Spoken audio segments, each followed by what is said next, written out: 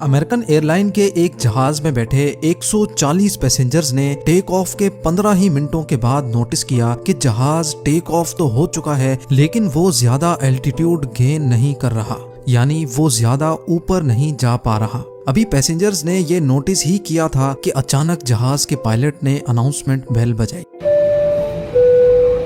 जिसके बाद पायलट ने जहाज में बैठे 140 पैसेंजर्स को एक इंतहाई खौफनाक खबर से आगाह किया।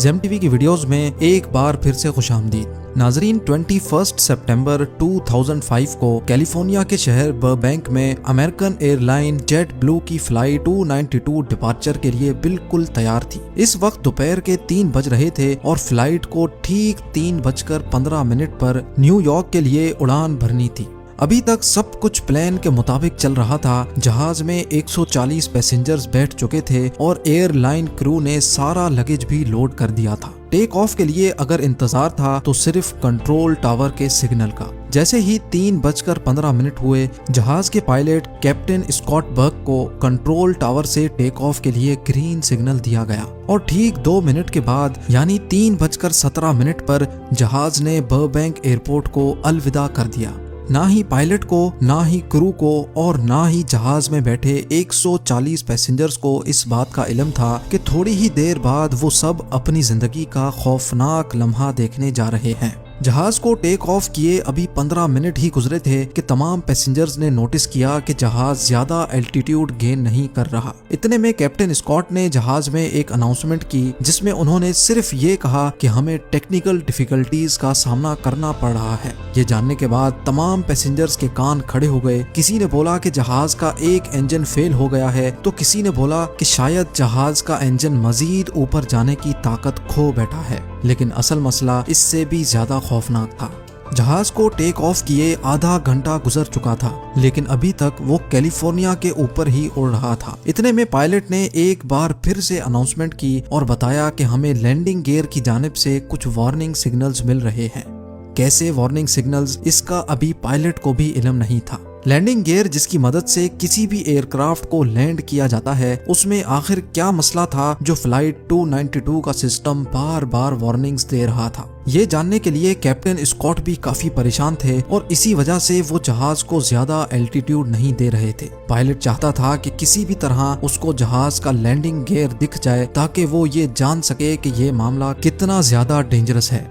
ये जानने के लिए कैप्टन ने फ्लाइट 292 का रुख लॉन्ग बीच एयरपोर्ट की तरफ मोड़ दिया और जहाज का एल्टीट्यूड बहुत कम कर दिया। लॉन्ग बीच एयरपोर्ट के कंट्रोल टावर ने जूम कैमरा से जहाज के लैंडिंग गियर को देखा तो वो पूरा 90 डिग्री में घूमा हुआ था। यानी अब ये तो तय था कि जहाज की लैंडिंग या तो क्रैश लैंडिंग होगी या फिर इमरजेंसी लैंडिंग। इस बुरी खबर को मिलने के बाद पायलट को कंट्रोल टावर से एक और बुरी खबर दी गई। जी हाँ, कंट्रोल टावर ने पायलट को इन्फॉर्म किया कि लॉन्ग बीच के लोकल न्यूज चैनल्स ने भी फ्लाइट 292 के लैंडिंग गियर की फुटेज रिकॉर्ड कर ली है और अब ये मामला लाइव पूरे अमेरिका के न्यूज चैनल्स पे दिखाया जा रहा है। ना सिर्फ इतना, बल्कि ये न्यूज जहाज में बैठे पैसेंजर्स भी अपने अपने टीवी सेट पे देख सकते थे। अब जेट ब्लू को टेक ऑफ किए 50 मिनट से भी ज्यादा हो चुके थे और जहाज मुसलसल कैलिफोर्निया के ऊपर ही गर्दिश कर रहा था। लैंडिंग गियर को सीधा करने का अब कोई रास्ता नहीं बचा था।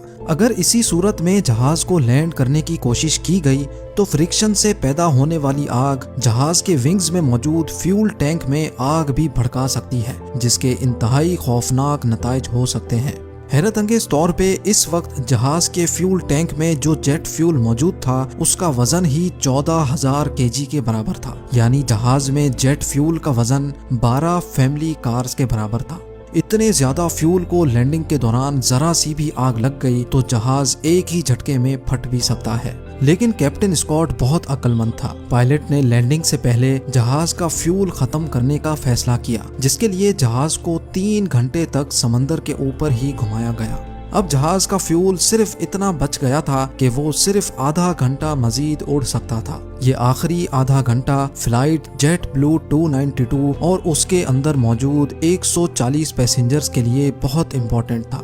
कैप्टन ने जहाज को लॉस एंजलिस के एयरपोर्ट पर क्रैश लैंड कराने का फैसला किया। क्योंकि लॉस एंजलिस का एयरपोर्ट इस वक्त सबसे करीब था। कैप्टन ने लॉस एंजलिस टावर से कांटेक्ट किया और उनको हर किस्म की सिचुएशन के लिए तैयार रहने का कहा। यहाँ जहाज के अंदर मौजूद पैसेंजर्स जो टीवी चैनल पे ये मंजर लाइव देख रहे थे, उनके टेलीविजन सेट्स भी कैप्टन ने बंद कर दिए। अब जहाज के अंदर इंतहाई जज्बाती माहौल बन चुका था।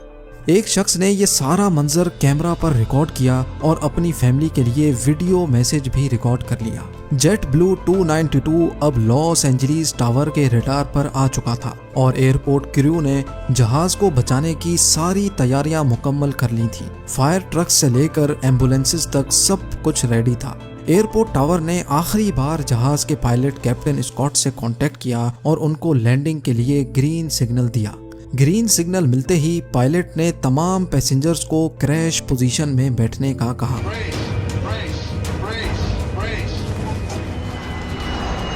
इस पोजीशन में बैठने से कोलिजन के दौरान काफी हद तक बचत की जा सकती है, जिसको ब्रेस पोजीशन भी कहा जाता है। जहाज अब लॉस एंजलिस एयरपोर्ट रनवे तक पहुंच चुका था। पायलट ने बड़ी महारत से पहले जहाज के पिछले लैंडिंग गियर्स को जमीन से टच किया और आहिस्ता आहिस्ता जहाज की स्पीड कम की और आखिरकार वो घड़ी आ ही गई जब पायलट ने फ्रंट लैंडिंग गियर को जमीन से टच किया। लेकिन वही हुआ जिसका खौफ था। जमीन से टच होते ही फ्रिक्शन की वजह से लैंडिंग गियर में खौफनाक आग भड़क उठी। वो आग इतनी ज्यादा थी कि अंदर बैठे पैसेंजर्स को भी ठीक ठाक गर्माइश महसूस हुई थी। लेकिन दूसरे ही लम्हे एक लंबी खामोशी हो गई और जहाज खैर खैरियत से रुक चुका था।